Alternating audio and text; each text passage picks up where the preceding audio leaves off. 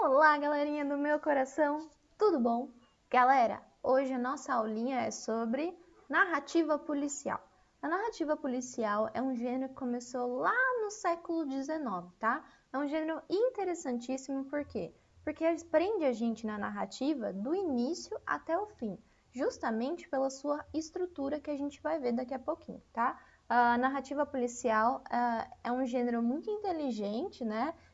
Que requer que nós tenhamos essa ideia de lógica, esse lado investigativo, tudo bem? E é um romance assim hiper mega master da hora da gente ler, certo? A gente fica preso do início até o fim, por quê? Porque a gente quer saber o que aconteceu.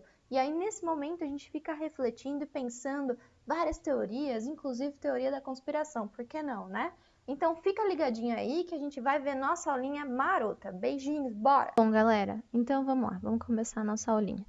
Primeira coisa, antes de começar, eu peço perdão se vocês estiverem escutando essa música horrorosa, pavorosa do meu vizinho, né, que não tem um gosto musical muito bom, mas infelizmente é o que temos, né, não tem como eu dar jeito no vizinho, certo? Então, galera, vamos lá. Nós precisamos pensar em algumas coisinhas aí para saber o que é narrativa policial, né? Pelo nome, com certeza, vocês são inteligentíssimos, vocês já sabem, né? Sobre o que eu estou falando. Mas qual que é a estrutura dessa narrativa, né? O que a gente tem que saber na narrativa? Quais são as principais vertentes exploradas dentro dessa narrativa? Como são os personagens? Como que é a estrutura, tá? A gente precisa saber aí de algumas coisinhas. Como eu falei para vocês, é uma narrativa assim muito interessante, tá? Geralmente é uma narrativa curta, né? E mesmo que fosse longa, ela dá aquela vontade de terminar, né, de chegar até o final, porque a gente tem um enigma para ser explorado, para ser desvendado, né? Então essa ideia do suspense deixa a gente bastante instigado, né? Então é uma narrativa bastante interessante nesse sentido. Tudo bem? Então bora. Então, a gente pode falar que o romance policial é um romance de enigma, certo? Por quê? Porque o enigma é o ponto inicial do texto, tá? O texto, ele, para existir uma narrativa policial, eu pressuponho um enigma, certo? Eu tenho que ter um enigma para quê? Para ser desvendado, para ser respondido, tudo bem? Então, o texto de narrativa policial, né, esse romance de enigma, ele sempre começa pelo crime, tá? Ou pelo delito, tudo bem? Então, a primeira coisa que a gente vai ver no romance é diretamente o crime. O que aconteceu? Ou uma morte, ou um roubo, enfim, certo? Começa com um crime ou começa com algum tipo de delito, tudo bem? Então, esse é o ponto-chave, né? A gente começa com o enigma inicial, que é justamente esse crime ou esse delito, tá? E nós precisamos de alguma coisa, né? De alguém. Então, alguém que esteja disposto a desvendar esse enigma, né? Desvendar esse delito e esse crime, tudo bem? E o que acontece? Quando o enigma é esclarecido, o que acontece? Se encerra a narrativa, tá? Então a narrativa, né, gira em torno dessa ideia de como eu vou descobrir esse enigma, como que eu vou desvendar esse enigma, como que eu vou descobrir quem é o criminoso, né? Então o romance vai girar em torno disso. Tudo bem? Belezinha? Tranquilinho, né? Então bora. Geralmente essa narrativa policial, né, essa narrativa de enigma, ela é formada aí por alguns personagens, na verdade, pelo menos 3 personagens, né, que são assim os pontos altos dentro do romance, que é a vítima, certo? Se eu tô falando para vocês que o meu romance começa com o crime, né, eu preciso de uma vítima, tudo bem? Se para ter para eu ter um crime, eu preciso do quê? De um criminoso, certo? E aí, para desvendar o crime, eu preciso de um detetive, tá? Não necessariamente esse detetive precisa ser alguém relacionado à instituição da polícia, certo? Mas geralmente é um investigador ou é um policial mesmo, mas pode ser uma outra pessoa que esteja disposta a desvendar aquilo que aconteceu. Tudo bem? Mas eu posso ter outras personagens, não posso? Eu posso ter as personagens secundárias. E quais são elas? São os suspeitos, são os amigos, são as testemunhas, são os auxiliares, né? As pessoas que estão ali tentando desvendar o crime, a perícia, enfim. Apesar de serem secundárias, elas são essenciais para a gente conseguir desvendar esse crime, né? Se eu tenho testemunha, pô, é importantíssimo eu ter testemunha para eu conseguir fazer as várias vertentes e depois chegar lá no meu desfecho final, né? Na minha resolução. Eu preciso ter suspeitas, né? O vizinho, o marido, né? Enfim, alguns suspeitos. E aí eu preciso das pessoas auxiliares que são importantíssimos dentro aí de uma investigação.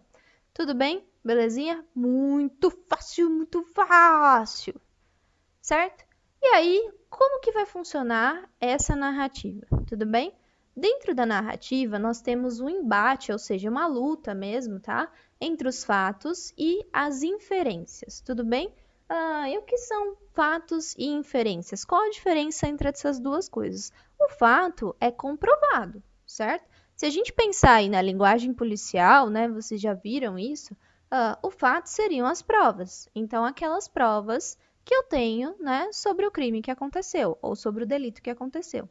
E a inferência, né? A inferência são os indícios, né? Então, aquela ideia de achismo, né? Quais os indícios em relação a esse crime? Tudo bem? Então, para eu ter a resolução de um crime, eu tenho os fatos e eu tenho as inferências, né? As suposições que são feitas dentro daquilo. Belezinha? Muito fácil, né? Depois, eu tenho aí duas partes dessa narrativa, tá? A primeira história e a segunda história, tá? Vocês podem ver aí que história está escrito com E não está errado, tá? Não começa a ter uma crise existencial agora não, tudo bem? Quando nós estamos falando de narrativa, né, de ficção, eu uso a palavra história com E. Ah, professora, mas se eu usar história com H está errado? Não, tá? Mas como eu estou falando de ficção, né, professora Camila, prefiro colocar a palavra história, tudo bem? Porque história, eu estou falando de fatos reais, né? História com H, estou falando de fatos que aconteceram mesmo, tudo bem? Então, pensando em ficção, eu gosto de usar a palavra história dessa forma, tudo bem? Mas se vocês optarem pela segunda forma, não tem problema nenhum, certo? Então, a primeira história é o crime, né? Como eu disse para vocês, a narrativa policial ela é aberta com o crime. Então, o primeiro fato ali que a gente tem, né? A primeira cena que a gente tem é o crime consumado, certo? Então, a primeira história que a gente tem é o crime. E depois a gente tem a segunda história. A segunda história é basicamente a investigação, ou seja, né, o compilado de fatos e de inferências que me levam à solução desse crime, tudo bem? Então, basicamente, a narrativa é dividida nessas duas. Então, beleza, vamos continuar. E aqui, pessoal, eu trouxe para vocês um esqueminha aí bem básico do que seria, né, uma narrativa policial, né, um romance de enigma. É basicamente um jogo de xadrez, tá certo? Eu tenho, então, as peças, né, que seriam as minhas provas e os meus indícios, né? E eu tenho que vencer esse jogo, tudo bem? Então, a partir das investigações, eu consigo aí vencer esse jogo, que seria justamente eu solucionar esse crime ou esse delito. Tudo bem? Continuamos, certo? Agora a gente vai entrar aí num aspecto um pouquinho mais conceitual, tudo bem? Primeira coisa, nós vamos falar hoje um pouquinho sobre mímese, tá? O que é mímese, galera? Nossa, professora, mas que palavra esquisita, né? A mímese é o seguinte conceito, tá? A mímese é representação da realidade. Como que essa realidade está representada dentro do texto, tudo bem? Sempre pensando que, pensando num texto ficcional, tá? Pensando em literatura, nós estamos falando de representação da realidade, tá? Por quê? Porque existe um eu, né? No caso, o autor, né? Que pensa sobre uma realidade, interpreta essa realidade e faz a sua ficção, certo? Então, sempre que a gente for pensar em literatura, a gente vai pensar em representação da realidade. Tudo bem? Beleza? E como que é essa representação da realidade dentro da narrativa policial, dentro desse romance de enigma, tá? Primeira coisa, eles vão explorar, né? Os autores vão explorar esse lado mais realista, tudo bem? De que forma, tá? Como que a gente deixa um romance mais realista? Para o romance ser mais realista, eu vou usar, por exemplo, a descrição, certo? Porque para eu ser realista, eu preciso descrever os fatos com minúcias, né? O que são as minúcias? Com os detalhes, tudo bem? Então é importantíssimo eu usar, né, essa realidade, tudo bem? E se eu estou falando de realidade, se eu quero dar essa ideia de realidade, eu vou usar o quê? A verossimilhança, ou seja, eu vou explorar características que são muito, ou são representações, né, do que acontece na vida real, tá? Então a verossimilhança seria isso, eu trazer para dentro da minha narrativa as coisas o mais real possível. Tudo bem? E por que que eu uso essa ideia de realismo, né? Eu tenho que deixar o meu leitor o mais próximo possível da minha narrativa, né? Por quê? Porque o narrador, ele vai instigar, né, o meu leitor a desvendar o crime, certo?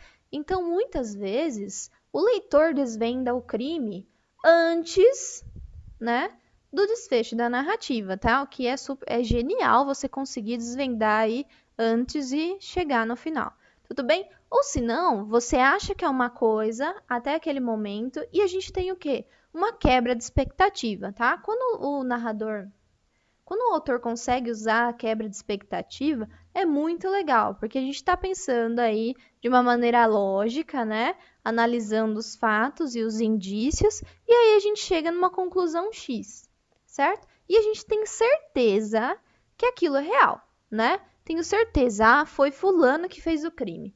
Tudo bem? Mas, quando a gente chega lá no final da narrativa, muitas vezes não foi aquela pessoa que a gente pensou. Tudo bem? Então, para desvendar o crime, não só nós leitores, como a própria ficção, ela vai usar de lógica, da análise dos fatos e também dos indícios. Tudo bem? E é uma linguagem, ela fica muito próxima do leitor, não só por essa ideia de suspense, de enigma, de mistério, mas porque ela tem uma linguagem simples e objetiva, certo? E aí, quando a gente tem uma linguagem simples, de fácil compreensão, a gente toma mais gosto ainda pela leitura, tá? Então é uma narrativa muito interessante e consegue prender, lógico, as boas narrativas, né? Não tô falando que todas as narrativas policiais são maravilhosas, né? Mas as que são bem encabeçadas, né? Bem engendradas, elas conseguem prender o leitor do início até o final, né? E deixando ele surpreso, inclusive no final. Belezinha? E aí a gente tem alguns autores aí que são importantíssimos, tá? A primeira autora que a gente tem aí é a Agatha Christie, e ela foi uma autora inglesa, tá? Lá do século XX, tudo bem? É uma autora aí muito interessante, tá? Que escreveu alguns romances importantes, como Assassinato na Mesopotâmia, e o Morte no Nilo, tá? Que são aí um dos romances mais importantes dela. E também Assassinato no Oriente Express, certo? São um dos romances aí policiais da Agatha Christie que são aí os mais conhecidos. Tudo bem? Depois a gente tem esse cara aí, bigodudo, fumando um cachimbo, tá? Que se chama Arthur Conan Doyle. O Arthur Conan Doyle, não para a geração de vocês, né, mas principalmente para mim, fez parte aí da nossa geração, porque ele escreveu Sherlock Holmes, né? Hoje talvez vocês conheçam Sherlock Holmes por meio da série, né? Que foi uma série aí que teve grande influência nesses tempos aí, certo? Então ele é o encabeçador, né? É o autor dessa saga gigantesca que é Sherlock Holmes, né? É um romance também muito inteligente, né? Que consegue prender a gente do início ao fim. E, como vocês devem saber, existem inúmeros livros de Sherlock Holmes, tá? Então é uma narrativa aí também bastante importante. E por último, deixei para vocês esse cara lindo, que é o Edgar Allan Poe, tá? E por que eu deixei ele por último? O Edgar Allan Poe é um das... Se a gente fosse pensar dessas três autores aí, seria com certeza o mais importante, Ele começou a escrever lá no século XIX, tá? E por que que eu digo que ele é o mais importante, né? Justamente porque ele conceitualizou, né, essa narrativa policial, certo? Que deu as regrinhas, que deu a fórmula de como se fazer o romance policial, tá? É um autor, assim, ímpar, né? As suas narrativas são muito conceituais, muito inteligentes, né? Ele explora aí elementos inteligentíssimos em relação ao romance, né, policial. E aí tem alguns textinhos aí, né, são textos curtos, tá, do Edgar Allan Poe, que são aí bastante famosos, por exemplo, Assassinato na Rua Morgue, O Mistério de Mary Hoggett, A Carta Roubada, tá, que são aí os principais textos aí de narrativa policial do Edgar Allan Poe, tudo bem? Eu vou ler para vocês um trechinho. Depois, quando a gente terminar aqui, eu mostro o livro para vocês. É um livro muito bonito, né? Que eu tenho um amor aí por ele, assim como tenho por todos os outros. Então, galera, agora eu vou ler para vocês um pedacinho aí da narrativa policial do Edgar Allan Poe, tá? Que foi escrito em 1842, que é O Mistério de Mary Hoggett, tá? Eu vou ler só um trechinho aí para vocês verem aí como que funciona a narrativa.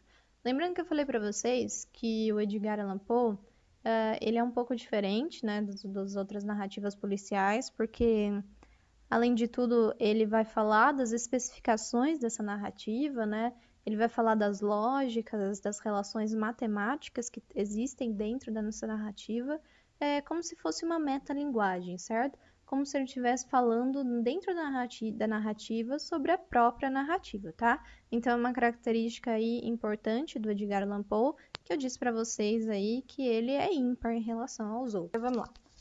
Existem poucas pessoas, até mesmo entre os pensadores mais sensatos, que não tenham se mobilizado de vez em quando por uma crença vaga, embora empolgante no sobrenatural, por coincidências de caráter aparentemente assombroso que o intelecto não consegue absorver com meras coincidências.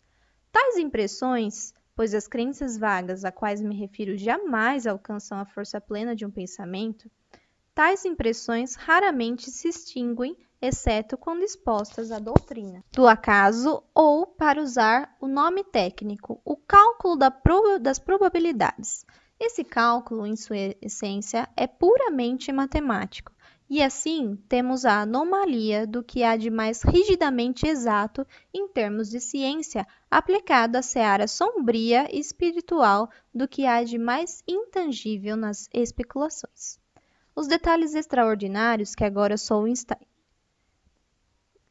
instado a tornar públicos formarão, no que diz respeito à sequência de tempo, a ramificação primária de uma série de coincidências quase intangíveis que darão, então, ao segundo e definitivo ramo, a ser reconhecido por todos os leitores como o assassinato recente de Mary Cecilia Rogers, em Nova York. Há mais ou menos um ano, por ocasião de um artigo intitulado Os Assassinatos da Rua Morgue, tá? Que também é um romance policial aí, do próprio autor, tá? Quando tentei ilustrar algumas peculiaridades extraordinárias da natureza mental do meu amigo Chevalier Augusto Dupin, que é o investigador, tá? Nunca me passou pela cabeça que haveria de trazer o assunto à baila novamente. Meu objetivo era ilustrar o temperamento dele, e o realizei de forma plena, apresentando uma sucessão fantástica de circunstâncias que serviriam para exemplificar a sincrácia de Dupin. Poderia ter fornecido outros exemplos, mas era impossível oferecer mais provas. Acontecimentos recentes, todavia, em seu inesperado desdobramento, me estimularam novos relatos, que serão contados, não sequer de um certo ar de confissão contrariada. No entanto, considerando o que tenho ouvido ultimamente, seria de fato estranho se me calasse a respeito dos acontecimentos passados. Certo? E agora eu vou diretamente para o crime, tá?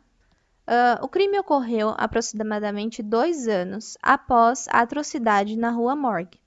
Mary, cujo nome de batismo e o sobrenome logo chamarão atenção pela semelhança que os da infeliz vendedora de charutos assassinada em Nova York.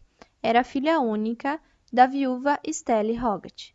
Seu pai morrera quando ela era ainda uma criança, e da época do seu falecimento até 18 meses antes do assassinato, que relato nessa narrativa, mãe e filhas moravam juntas na rua PV de Saint-André, onde Madame Hogarth gerenciava uma pensão auxiliada por Mary. A atrocidade do assassinato, pois logo ficou claro que se tratava de um assassinato, a juventude e a beleza da vítima e, sobretudo, o fato de ser conhecida na cidade, conspiraram para produzir uma intensa comoção nas mentes dos sensíveis parisienses. Não me recordo de outro acontecimento semelhante que tenha gerado um efeito tão doloroso. Durante várias semanas, a discussão desse único e envolvente tema, ou até mesmo assuntos políticos significativos, foram esquecidos. O comissário da polícia engajou-se em um raro esforço. A força policial da cidade foi, é claro, empregada com extrema dedicação. Quando descobrimos o cadáver, não se supunha que o assassino pudesse escapar por muito tempo, pois a investigação começou de imediato.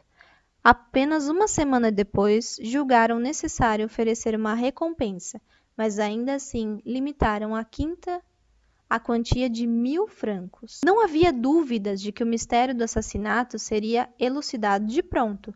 Contudo, embora em uma ou duas ocasiões tenham detido suspeitos com esperanças de elucidações, não encontraram nada que pudesse incriminar os indivíduos em questão, e eles foram soltos. Por mais estranho que possa parecer, após a descoberta do cadáver, 3 semanas se passaram sem que nenhum esclarecimento tenha sido encontrado, e sequer rumor dos acontecimentos que agitavam a opinião pública chegou aos nossos ouvidos. Bom, e aí ele continua, né, a narrativa, ele vai trazer para dentro da ficção, né, os indícios, né, o que essa personagem que foi assassinada fez, quando que ela saiu de casa, para onde que ela saiu, né, e aí começam a se elencar os suspeitos, tá?